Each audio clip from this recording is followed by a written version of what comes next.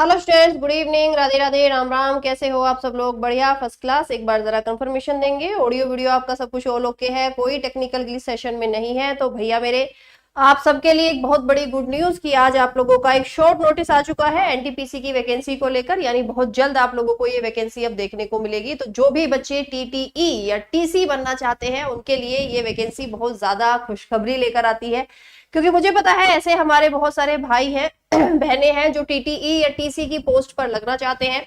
तो एनटीपीसी का फॉर्म भरते हुए आप लोगों को किन किन बातों का ध्यान रखना होगा, ये आज के सेशन में हम लोग यहाँ पर डिस्कस करेंगे। सो प्लीज जो भी बच्चे इंटरेस्टेड हैं, जो टीटीई या टीसीई की पोस्ट में आपका इंटरेस्ट रखते हैं, उन तक आप इस सेशन को जरूर पहुंचाएंगे, जिससे कि ताकि उन बच्चों को भी सही तरीका पता लग सके कि हम कैसे टीटीई या टीसी बन सकते हैं। ठीक है, age, qualification, exam pattern, selection process, salary, सब पर हम लोग डिटेल में बात करते हैं। तो चलिए भाई, हम लोग अपने सेशन को आपके आगे बढ़ाते हैं। सबसे पहले ये आपकी फॉर्म फिलिंग कब से शुरू होगी? प्रोबेबली आपका अक्टूबर से नवंबर के बीच में। ठीक है, अक्टूबर से नवंबर के बीच में आपका डिटेल्ड नोटिफिकेशन आ जाएगा, यानी आपकी फॉर्म फिलिंग शुरू हो जाएगी। ठीक है, क्योंकि शॉर्ट नोटिस आपका आ चुका है, इतना ही समय लगेगा, इससे ज्यादा लेट नहीं होगा।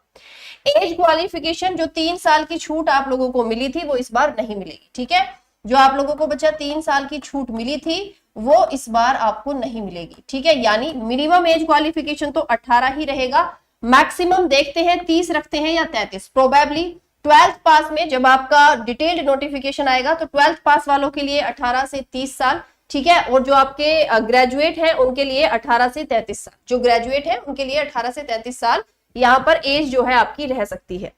अब ये जो बच्चा आपकी पोस्ट है ये 2 पार्ट में डिवाइड है। मैम 2 पार्ट में कैसे डिवाइड है? ये पोस्ट आपकी डिवाइडेड है किसमें? ग्रेजुएट लेवल पे और आपके किसमें बच्चा? 12वीं पास। तो पहले हम लोग बात करते हैं 12वीं पास वालों के लिए।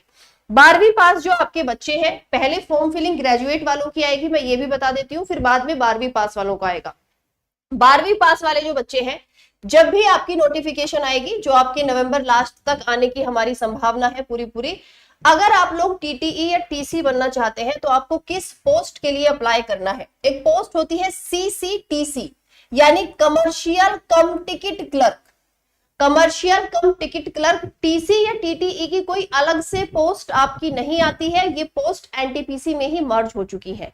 अच्छी बात यह है कि इस बार ये जो पोस्ट है, यानी जो टीसी वाली पोस्ट होती है, ये 2424 यानी कि आपकी 2424 पोस्ट निकाली गई है, जो आपकी ज्वाइनिंग होते होते या पेपर होते होते हो सकता है और थोड़ी बहुत इनकी संख्या आपकी बढ़ जाए, क्योंकि बहुत सारे लोग आपके रिजाइन वगैरह डालते रहते हैं, बहुत सारे लोग जॉब स्विच करते हैं, आपका प्रमोशन होता है। ठीक है, तो मे बी पॉसिबल, 100% नहीं कह सकते, बट चांसेस है कि शायद थोड़ी बहुत आपकी बढ़ जाए। ठीक है, तो क्या आपका सीसीटीसी जो वाली पोस्ट है, देखो यहाँ पर लिख रहा है क्या टीसी, और आपका टीसी लिखा भी हुआ है, यही पोस्ट बच्चा आपकी टीसी की पोस्ट है। प्रेजेंट में जो आपके जितने भी बच्चे टीसी लगना चाहते हैं ट्रेन में, उनके लिए यही पोस्ट होती है। तो आप आंख बंद करके, अगर आप लोग ये टीसी बनने वाली या टीटीई बनने वाली आपकी ख्वाहिश है, तो 12वीं पास वाले सारे बच्चे कमर्शियल कम टिकट क्लर्क को फर्स्ट प्रायोरिटी देंगे। फर्स्ट प्रायोरिटी देंगे। आप यदि इसकी कट ऑफ क्लियर कर पाएंगे तो भाई फिर आप लोगों को इसका सीरियल नंबर भी ध्यान रखेंगे यहाँ पर, क्योंकि कट ऑफ इस पर आपने देखा ना एनटीपीसी की कितनी कंफ्यूजिंग कट ऑफ है। ये सीरियल नंबर के हिसाब से कट ऑफ, अगर आप अपने जोन के हिसाब से कट ऑफ क्लियर कर पाए तो भाई आप लोग यहाँ पर टीसी लग जाएंगे। अब आते हैं ग्रेजुएट वाले बच्चे। ग्रेजुएट वाले बच्चों के लिए कोई भी डायरेक्ट पोस्ट नहीं है, आपके लिए टिकट क्लर्क की डायरेक्ट पोस्ट नहीं है, आपको मिलता है सीधे प्रमोशन। यानी जितने भी टिकट कलेक्टर आपके होते हैं, जितने भी आपके टीसी होते हैं, उनका सुपरवाइजर बनाया जाता है। एक पोस्ट है चीफ कमर्शियल कम टिकट सुपरवाइजर, एक पोस्ट है चीफ कमर्शियल कम टिकट सुपरवाइजर। जो टिकट कलेक्टर होते हैं डायरेक्ट उनके बॉस होते हैं, यानी कि आपके सुपरवाइजर होते हैं। आप ऐसे समझो इस चीज को कि आपने जो 12वीं पास वाले बच्चे हैं, जो भी टिकट कलेक्टर आपके बनेंगे, या जो आपके टिकट क्लर्क वाली जो आपकी पोस्ट है, जो भी टीसी बनेंगे, उनके जो ऊपर होंगे, उनके जो सुपरवाइजर होंगे, वो आप लोग होंगे। ग्रेजुएट जो बच्चे होते हैं उनको डायरेक्ट इसका प्रमोशन मिलता है, ग्रेजुएशन का फायदा मिलता है। तो आपको फर्स्ट प्रायोरिटी पर रखना है चीफ कमर्शियल कम टिकट सुपरवाइजर। है ना, क्योंकि मिलती जुलती ये आपकी वही जैसी पोस्ट होती है, बस आपको उनका सुपरवाइजर बनके काम करना होता है। पोस्ट लगभग काम लगभग आपका इक्वल से होता है, ठीक है। उनका थोड़ा सा आपका घूमने फिरने का, आपको मतलब अपना एक चैम्बर मिलेगा, आप वहीं पर बैठे रहोगे आराम से और वहीं पर अपना काम करते रहोगे, ठीक है। वो आपको सारा डेटा लाकर देते रहेंगे। पे लेवल 6 की बच्चा ये आपकी पोस्ट है, बट ग्रेजुएट वालों के लिए इस बार यहां पर वैकेंसी थोड़ी कम है, 161। क्या है आपकी? 161 है। क्लियर, समझ में आया? तो चलिए आगे बढ़ते हैं। आपका अब हम बात करते हैं कि मैम सैलरी क्या होती है। तो जो आपके 12th वाले हैं जो अप्लाई करेंगे, इस सेशन में सिर्फ हम टीटीई की बात कर रहे हैं। अगर आप लोग कमर्शियल कम टिकट क्लर्क यानी टीसी की पोस्ट के लिए अप्लाई करते हो तो पे लेवल होता है 21,700, यानी मोटा मोटा यदि मैं आपसे बात करूं तो आपकी 50,000 से प्लस सैलरी यहां पर बन जाएगी, ठीक है।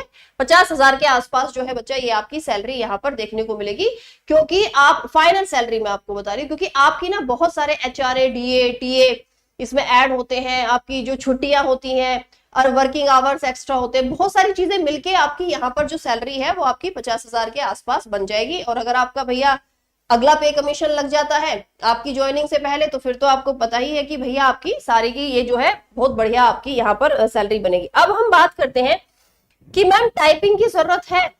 देखो एनटीपीसी में जिन वैकेंसीज के आगे टाइपिंग लिखी है वही टाइपिंग आनी चाहिए, है ना। जैसे यहाँ एक पोस्ट है अकाउंट क्लर्क कम टाइपिस्ट, इसमें टाइपिंग आनी चाहिए, इसकी पोस्ट के लिए कोई टाइपिंग की जरूरत नहीं है।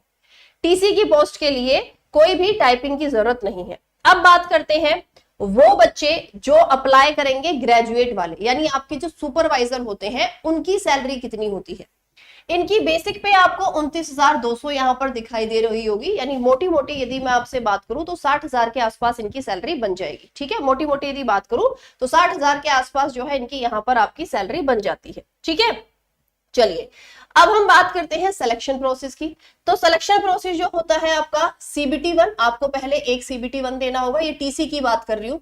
फिर सीबीटी 2 क्लियर करना होगा, स्किल टेस्ट नहीं होता है, डॉक्यूमेंट वेरिफिकेशन, और उसके बाद में एक नॉर्मल सा आपका मेडिकल होता है। इसका मेडिकल बहुत ज्यादा आपका टफ नहीं होता, नॉर्मल सा मेडिकल देना होता है आपको, जो हर एक गवर्नमेंट एग्जाम से पहले आपका चेक किया जाता है। और उसके बाद में फिर हो जाती है आपकी ज्वाइनिंग, फिर हो जाती है ज्वाइनिंग। अगर ट्रांसफर की मैं आपसे बात करूं तो ट्रांसफर आपका हो सकता है, जैसे भाई आपने दूसरे जोन से भरा था, आपके घर से बहुत ज्यादा दूर है, तो ट्रांसफर जो है बच्चा वो आपका म्यूचुअली होता है। आपके आपके जिस जोन में आप है वहां का कोई बंदा आपके जोन में काम कर रहा है, आपके घर के पास वाले, और आपको दूसरे जोन में जाना है, बट उसका कुछ लिमिटेड टाइम पीरियड होता है ना। ये आप लोगों को भाई देखना पड़ेगा, कुछ आपके लिखा होता है ज्वाइनिंग लेटर पर, क्योंकि आपको मिनिमम इतने साल तो एक जगह काम करना ही होता है, उसके बाद में आप म्यूचुअली कर सकते हो।